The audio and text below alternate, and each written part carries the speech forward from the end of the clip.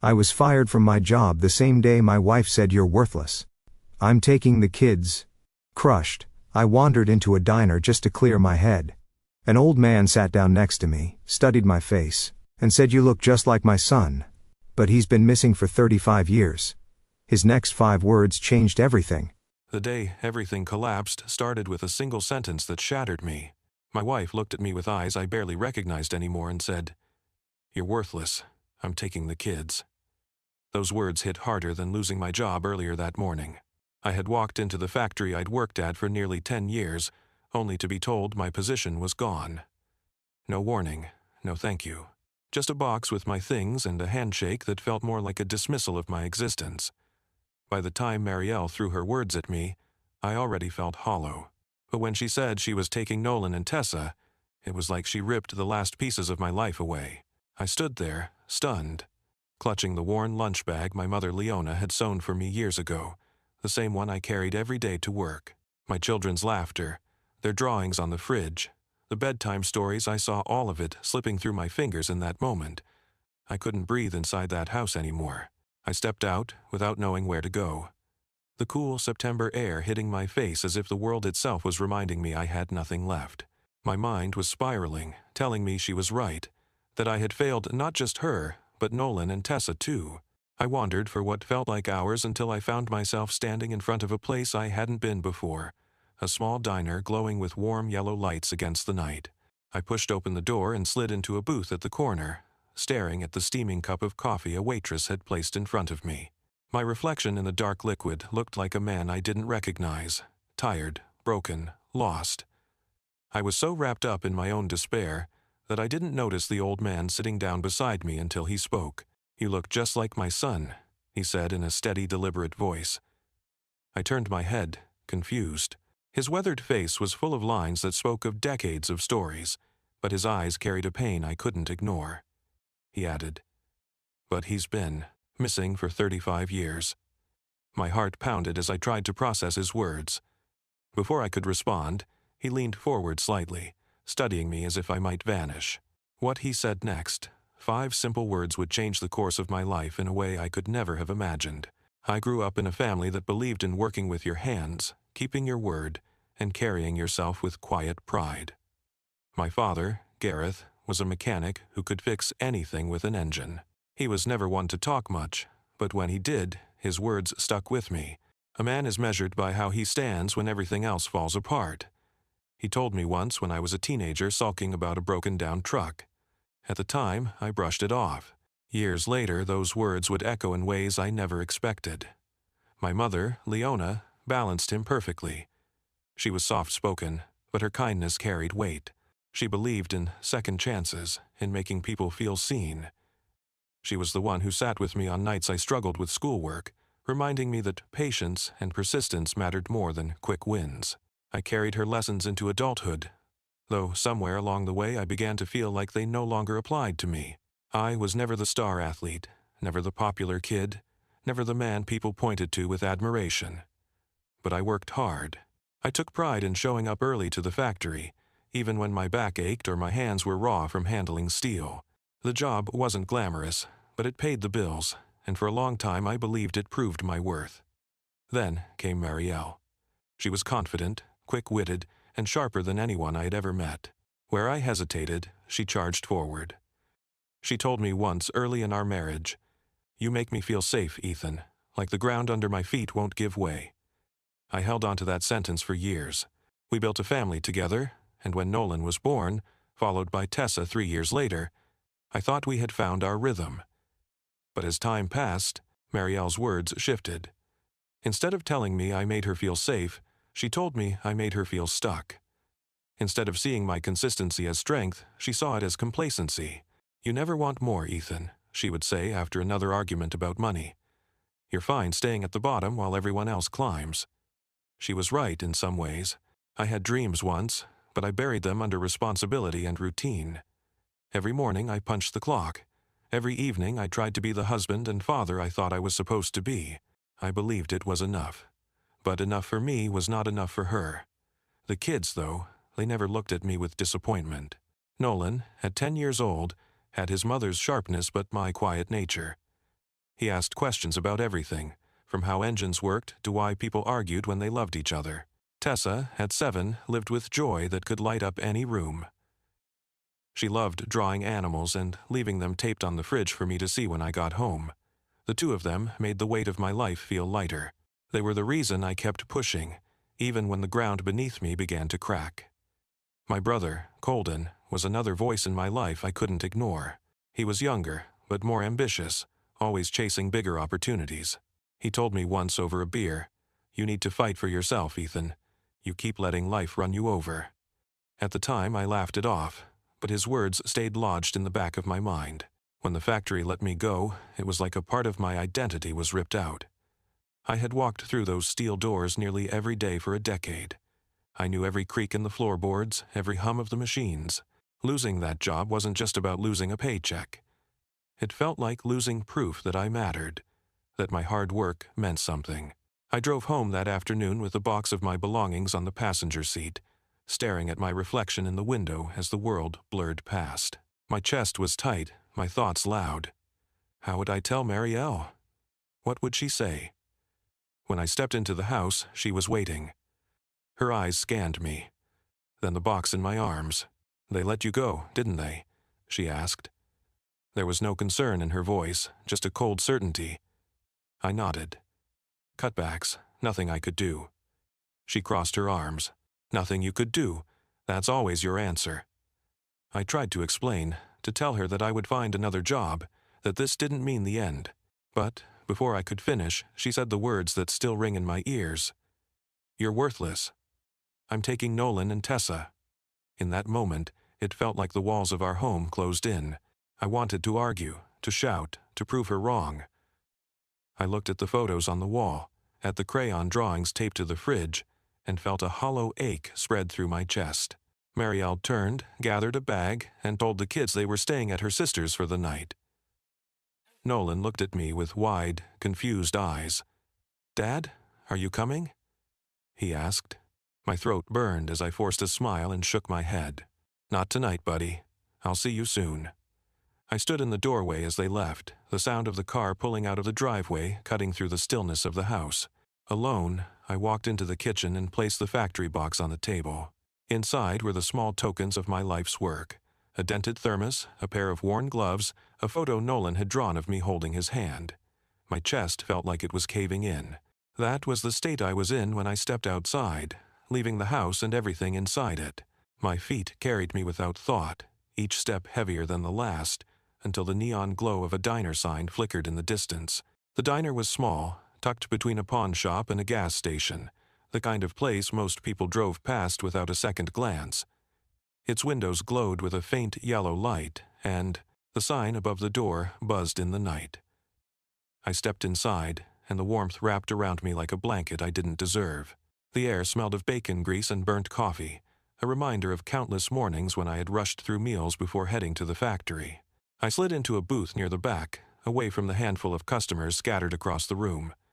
The waitress, a woman with tired eyes and a kind smile, poured me a cup of coffee without asking. I nodded, muttered a thank you, and stared into the dark liquid. The reflection staring back at me looked older than 35, beaten down by the weight of failure. My hands shook slightly as I held the cup, though I never brought it to my lips. The voices in my head were louder than the hum of the ceiling fan. Marielle's words repeated over and over. "You're worthless. I'm taking the kids." I tried to convince myself she didn't mean it, that she was angry and lashing out, but deep down I knew she had been building toward this for years. Every argument about money, every sigh when I walked in late from work, every moment I thought she wanted comfort but gave me silence. Instead, it all led to this. I pressed my palms to my face, trying to block out the noise in my mind. That was when I heard the scrape of a chair across the floor. Someone slid into the booth across from me. I lowered my hands and saw an old man staring at me with an intensity that made my chest tighten. His face was weathered, his skin tanned and marked by time. His gray hair was neatly combed, and his clothes looked clean but worn, like he had lived a hard life. "You look just like my son," he said. His voice was steady, deliberate, the kind of voice that demanded attention. I blinked, confused, and shook my head. "You must be mistaken." He studied me as though I were a puzzle. Number, you have his eyes. The way your jaw sets when you're holding back words. My boy disappeared 35 years ago, and I've been searching ever since. Then I see you sitting here, and for a moment I thought maybe... He stopped, his lips pressing into a thin line. I leaned back against the booth, uneasy. I'm sorry about your son, but I'm not him. The old man nodded slowly, but he didn't move. Maybe not. But you carry the same look he did before he left. A man weighed down by something he doesn't know how to carry. His words stung because they felt true. I wanted to tell him to leave me alone, but a part of me couldn't. There was something in his eyes, something familiar, like he had carried pain for so long it had become part of him. My name's Harlan, he said, extending his hand. I hesitated, then shook it. His grip was firm, warm, grounding. Ethan, I replied quietly. Harlan nodded as though the name confirmed something. He leaned back, folding his hands on the table. You've lost something. I can see it. I let out a hollow laugh.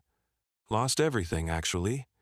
My job this morning, my wife tonight, and my kids. My throat tightened. She took them with her. Harlan didn't flinch. He just looked at me with the patience of someone who had sat through storms far worse. I know that kind of pain. Different details, but the same hollow feeling inside. You start to believe maybe the world is right about you. That you don't matter. That no one would notice if you walked out the door and never came back. His words cut through me like a blade. He was speaking the thoughts I had been too afraid to admit. I clenched my fists against the table. I don't know what to do anymore. Every time I try, it's not enough. I worked 10 years at that factory, and they let me go without a second thought. I built a home, and my wife tells me I ruined it. My kids. My voice cracked. They looked at me tonight like they didn't understand what was happening, and I had no answers. Harlan leaned forward, his eyes locked on mine. You can't let that be the end of your story. I frowned. What choice do I have? He exhaled slowly, as though weighing his response. You have the choice to stand, to fight, to refuse to let their words define you. Do you think I stopped searching for my boy because 35 years passed? Do you think I accepted the world's silence as the final word? Number. Because if I did, then his story would end with disappearance and mine with regret. I kept going because hope was all I had left, and that hope kept me alive. The diner seemed to fade around us, the clatter of dishes and the hum of conversation disappearing under the weight of his words. For the first time since Marielle's sentence tore my life apart, I felt something flicker inside me. Something small, but undeniable. I looked at Harlan, unsure why this stranger had chosen me, why he spoke with such conviction to a man he had just met. But deep down, I understood. He saw the same emptiness in me that had lived in him for decades, and he refused to let me sink into it. That was when he leaned closer, his voice firm but gentle, and prepared to say the 5 words that would change everything. Harlan leaned forward, his hands resting on the worn surface of the booth table. His eyes stayed locked on mine as though he could see straight through me. Then, with a firmness that cut through the noise in my head, he said, "Don't abandon them like me."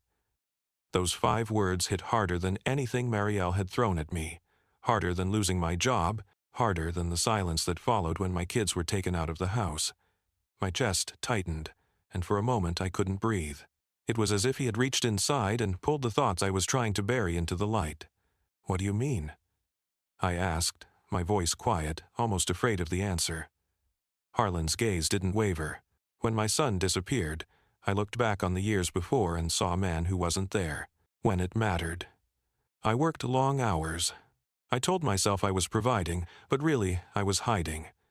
I was angry, short-tempered, always finding fault. I thought discipline meant silence. I thought love could be implied. Then, one night, he was gone. 35 years have passed, and not a day goes by that I don't ask myself if he left because he believed I didn't care, because I abandoned him in every way that counts, even while living under the same roof. His words sank into me like stones in water. I saw flashes of Nolan's wide eyes asking if I was coming with them. I saw Tessa's small hand gripping the strap of her backpack as she followed her mother out the door. I had told myself I was too broken to fight, too beaten down to stand, but in that moment I realized the truth.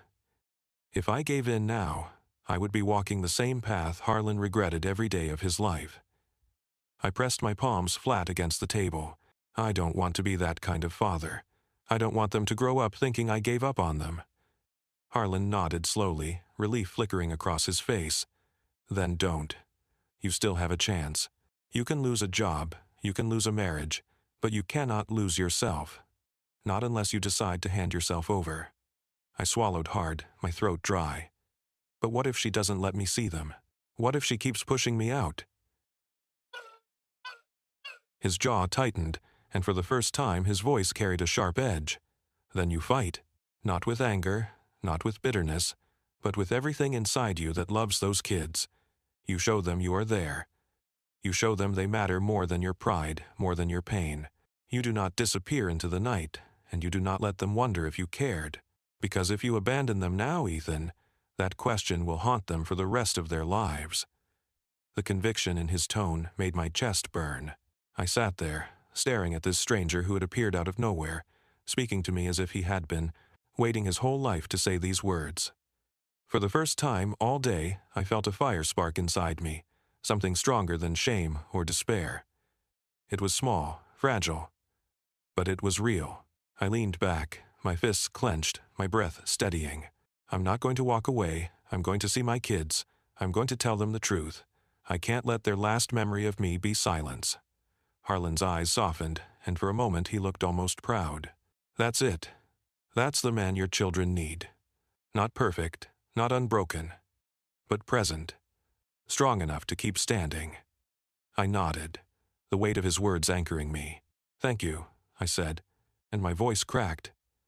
I don't know why you sat down here tonight, but I needed this more than I can explain.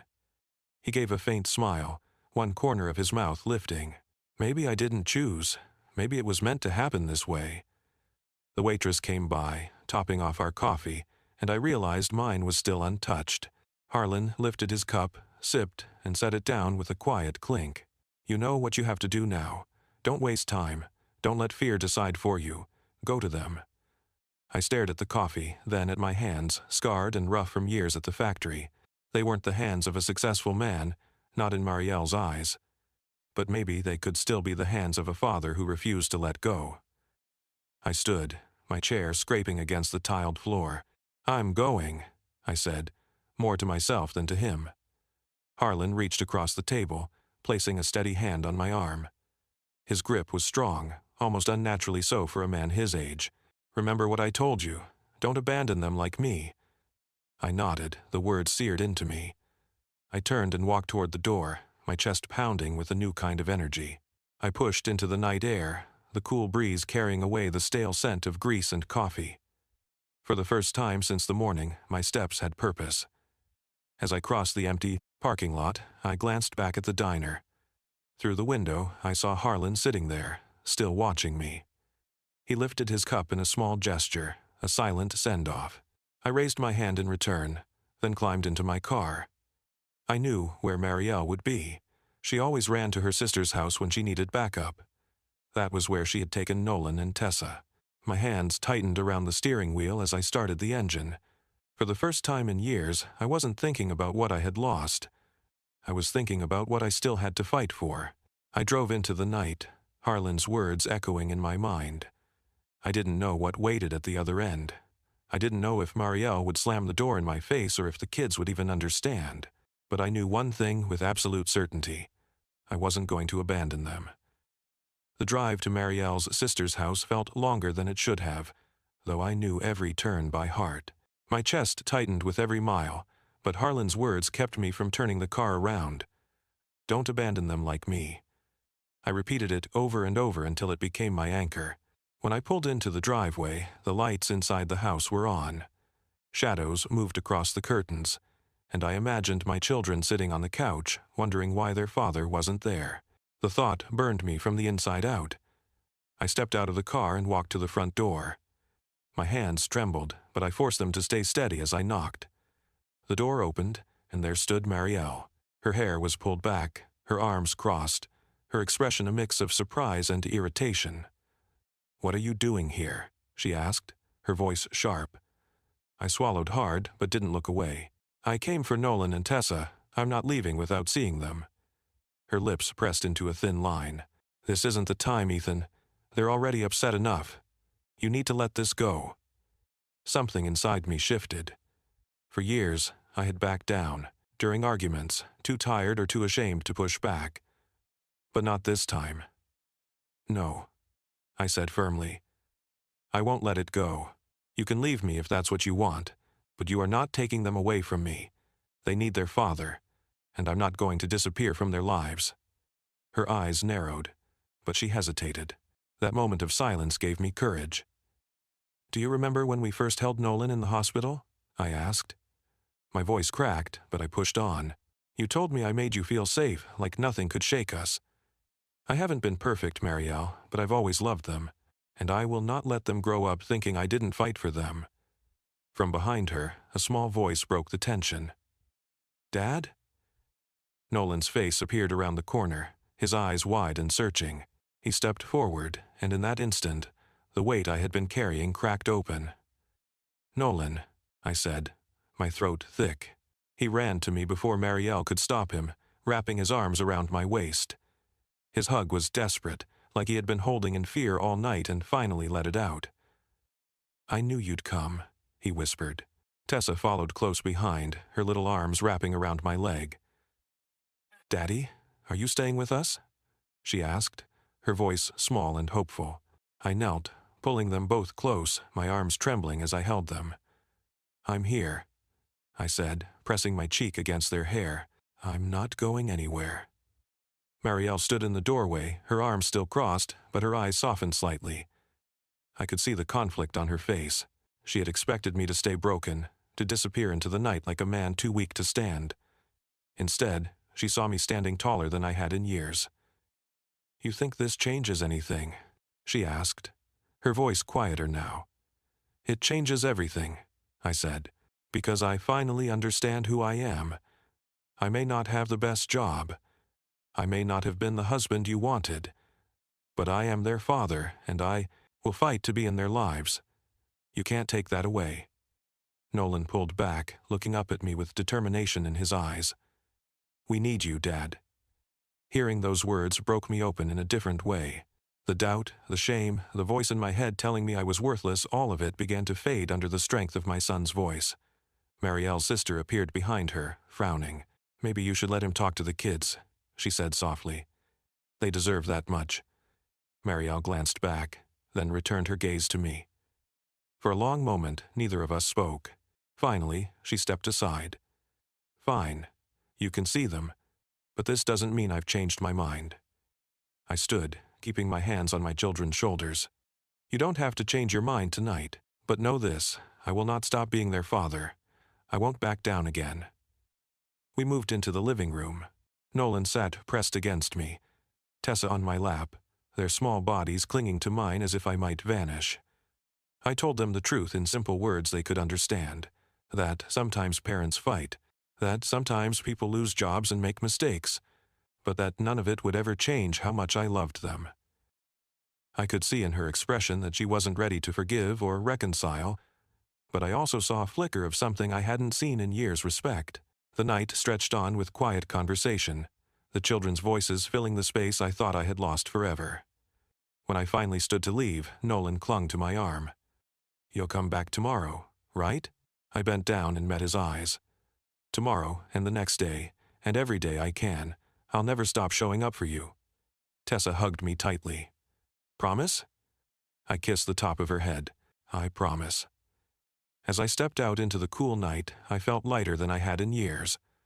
The problems weren't gone. My marriage was still fractured, my job was still gone, and my future was uncertain.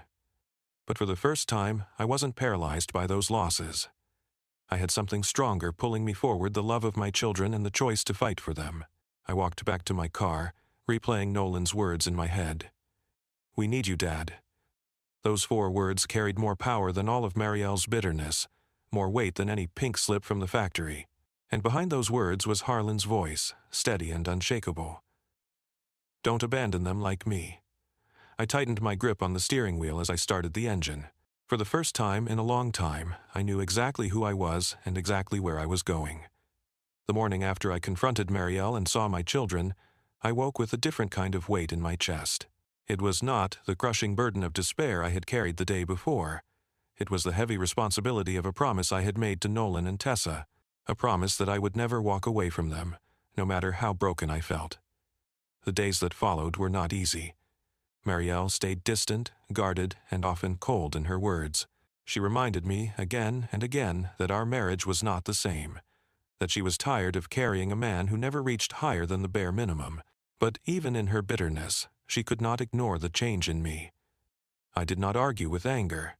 I did not retreat into silence. I stood my ground with calm conviction, and every time I looked at my children, I remembered why. I picked up part-time work wherever I could, stocking shelves, delivering supplies, fixing small engines for neighbors. It was not glamorous, but it kept me moving, kept me proving to myself that I was still capable of building.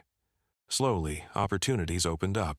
My father Gareth gave me tools from his shop, telling me it was time to put my hands to use in a way that was mine. My brother Colden stopped by and said, "I don't know what happened to you, but you finally look alive." Most importantly, my children never doubted me again.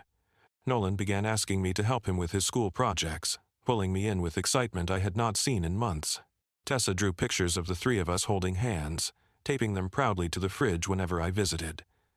They were watching me closely, learning not from my words but from my choices. And every day I showed up, I proved to them that their father was still standing. Weeks later, I returned to Darrow's diner. I wanted to thank Harlan, to tell him how his 5 words had redirected my life. When I stepped inside, I scanned the booths, but he was nowhere to be found. The same waitress approached, and I asked if she had seen him. "Harlan?" She repeated, frowning. "You mean Harlan Vaynor?" I nodded eagerly. "Yes, he sat with me here. Gray hair, strong build for his age, kind of serious but with a sharp presence." She gave me a puzzled look. I knew Harlan. He used to come in years ago, but he passed away a long time back. I haven't seen him in over a decade. The cup of coffee in my hand trembled slightly. I glanced around the diner, half expecting him to suddenly appear. But the booths were empty, the clatter of plates and hum of conversation carrying on as though he had never been there. I walked back to the corner booth where he had sat with me that night. I slid into the seat and stared at the table, running my hand across the smooth surface. Whether Harlan had been flesh and blood or something else entirely, his presence was real to me. His words were real. His warning had saved me from stepping into the same void that had consumed his life. I sat there quietly, whispering a thank you into the empty air, hoping somehow it would reach him. Then I left the diner, carrying his message forward, determined never to forget it. Looking back now, I understand the lesson he gave me. Life can strip you down to nothing. Jobs vanish, marriages break. People you trust can wound you in ways you never thought possible. But none of that means you stop fighting for the people who truly matter. A father's worth is not measured by his paycheck or the state of his marriage. It is measured by his presence, by his refusal to walk away, by the steady love that anchors his children even when the world shakes. I am still rebuilding. I am still learning to stand tall even when the ground feels unsteady. But I know now that I am not worthless. I am a father, and that is enough reason to keep moving forward. If you take anything from my story, let it be this: do not abandon the people who need you. Do not let despair convince you that walking away is easier than standing tall. Show up, even when it feels impossible, especially then. Because sometimes the smallest act of staying present can change a life forever. Thank you for listening to my story. If it moved you, if it made you think about your own life or the people you care about, I ask you to share this video with someone who might need it. Leave a comment below and tell me what you took away from this story. And if you want to hear more stories like this one, subscribe to the channel. Your support keeps these stories alive, and together we can remind each other that no matter how broken life feels, there is always a reason to keep standing. After listening to today's story, perhaps it has raised some new questions in your mind, or maybe it has brought back some old memories. Every day on Reddit, new experiences and moments create fresh stories, and they connect all of us. Everyone has their own unique journey in life, and we all try to understand the world in our own way. These kinds of moments remind us that we are all human, sometimes happy, sometimes sad, and always learning something new. If you enjoyed this story, feel free to share it with your friends. Your thoughts and feedback are always valuable to us, as they motivate us to create even better content. Every story has its own unique angle, and our goal is to understand everyone's perspective and make our content diverse and relatable. Stories like these help us realize that life's journey is different for everyone, and by hearing other stories, we learn something new. You can also share your own stories with us. Your experiences are valuable to us as well, and if you enjoyed this video, please leave your feedback. We aim to create content that brightens your mind and gives you new ideas every time. If you've already seen this video before, your feedback is still important. With every piece of feedback, we can improve our content and bring a new perspective to our viewers. Today, what we saw was just a small part of the many stories shared on Reddit and across the world. It's a reminder of how we all try to understand life by sharing our experiences with each other. This video was only an example of how we try to connect with others through storytelling, learning about different sides of life. We hope to continue sharing such stories that help us all learn and grow together. Thank you for your time, and don't forget to keep an eye out for more stories coming soon. If you haven't already, please like and follow for more amazing content. Your support keeps us going, and we will strive to bring you more thought-provoking and heartwarming stories. Until next time, take care and stay curious. ****